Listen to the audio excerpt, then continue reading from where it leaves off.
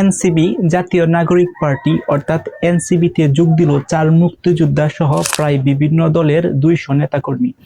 এখন প্রথম থেকে এনসিবি যখন থেকে শুরু হয়েছে বা সংগঠিত হয়েছে এরপর থেকেই আমি দেখে আসতেছি এনসিবি থেকে শুধুমাত্র পদত্যাগ করতেছে বিভিন্ন যে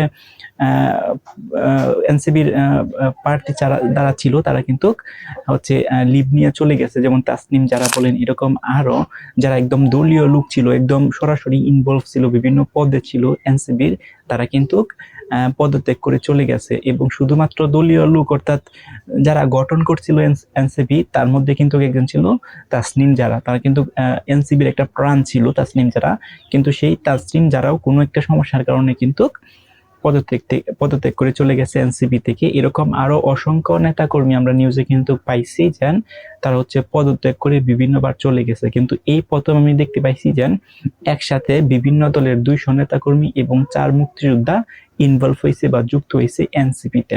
এখন এনসিপির যে বিস্তারটা আছে সেটা হচ্ছে এনসিবি হচ্ছে শেখ হাসিনার পতনের পর এনসিবি যতটা জনপ্রিয় ছিল, যতই দিন যাচ্ছিল ততই কিন্তু এনসিবির যে একটা জনপ্রিয়তা সেটা কিন্তু হারাইতেছিল। কেন হারাইতেছিল? কারণ হচ্ছে এনসিবি কিন্তু অমনভাবে অ্যাক্টিভ ছিল না, বা তাদের যে রাজনৈতিক দলটা ছিল সেটা একটা নতুন।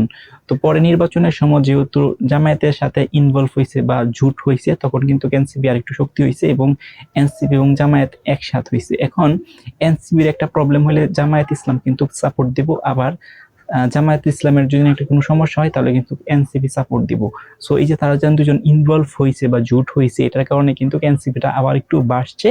এবং যেহেতু করে আবার নতুন নতুন নেতা কর্মীরা ইনভলভ হইতেছে বা বিভিন্ন মুক্তিযোদ্ধারা ইনভলভ হইতেছে, এটা কিন্তু এনসিপির জন্য খুবই একটা ভালো বিষয়। কারণ এনসিপির মধ্যে যত লোক বেশি সদস্য বানাইতে পারবে বা ইনভলভ হতে পারবে, এনসিপি কিন্তু ততই ব্রডলি ভাবে ছড়িয়ে পড়বে সারা বাংলাদেশে।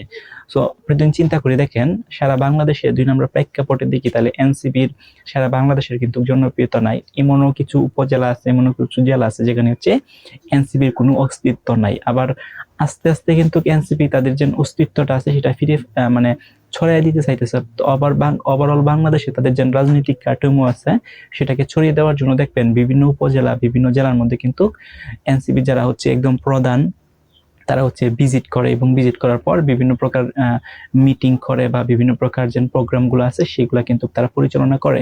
সো তারা চাচ্ছে সারা বাংলাদেশে এনসিবির যে একটা রাজত্ব বলেন বা এনসিবির যে সদস্য আছেন সেটা ছড়িয়ে দেওয়ার জন্য।